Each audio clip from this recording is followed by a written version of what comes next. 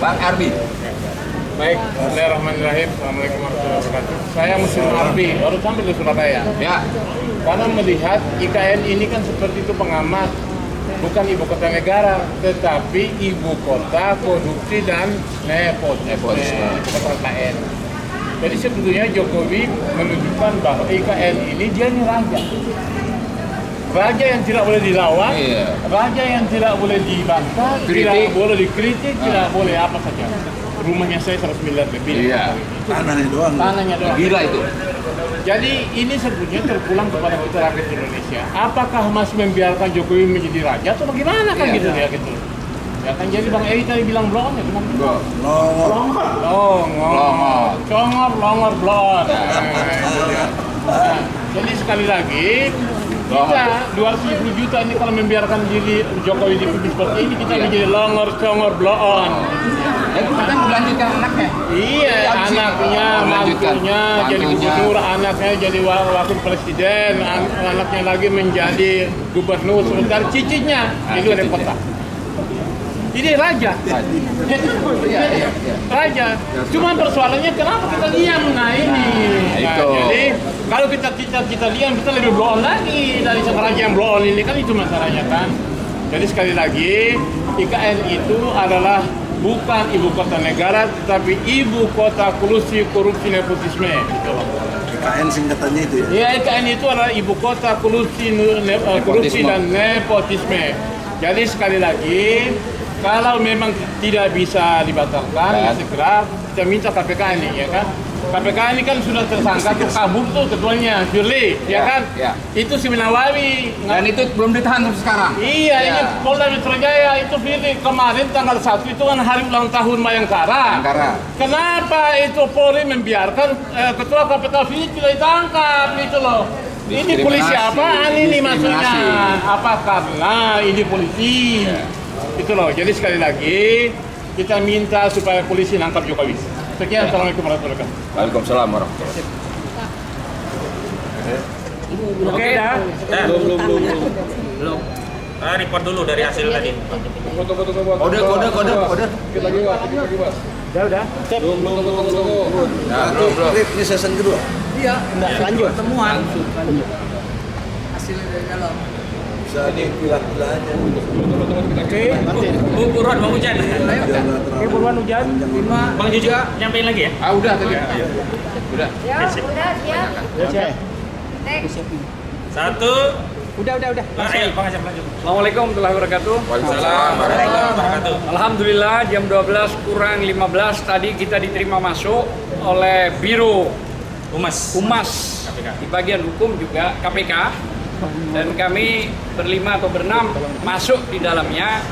Pertama, kami menyerahkan beberapa berkas, artinya mengulang berkas itu apa tujuannya kepada KPK. Dan yang kedua, kami mewanti-wanti kepada pejabat yang hadir humas tersebut adalah Suhendar dan Rea untuk ditindaklanjuti proses tersebut ke Ketua KPK. Dalam konteks ini maksudnya ada audensi, tujuan utamanya itu.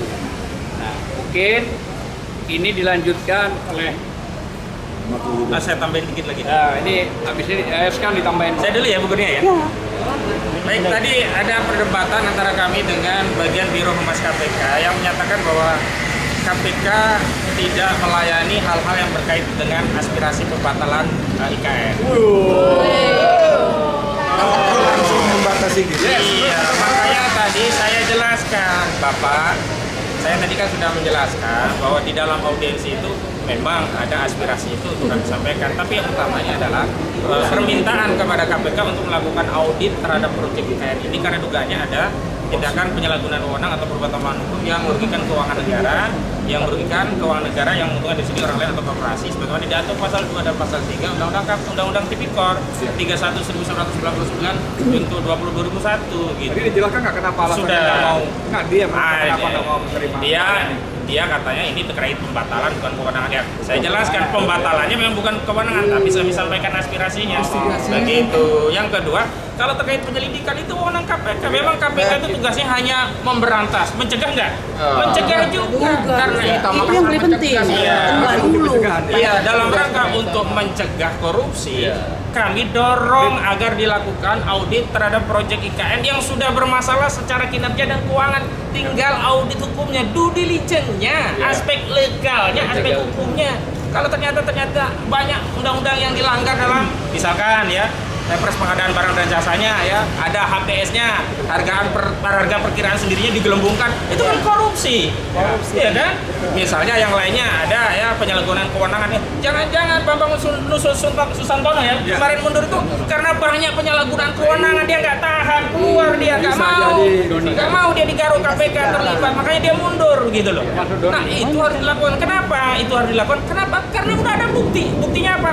Ya, buktinya dari audit BPK, hasil investigasi atau hasil pemeriksaan dari KPK, IHP ya, ikhtisar hasil pemeriksaan BPK Dengan tujuan tertentu.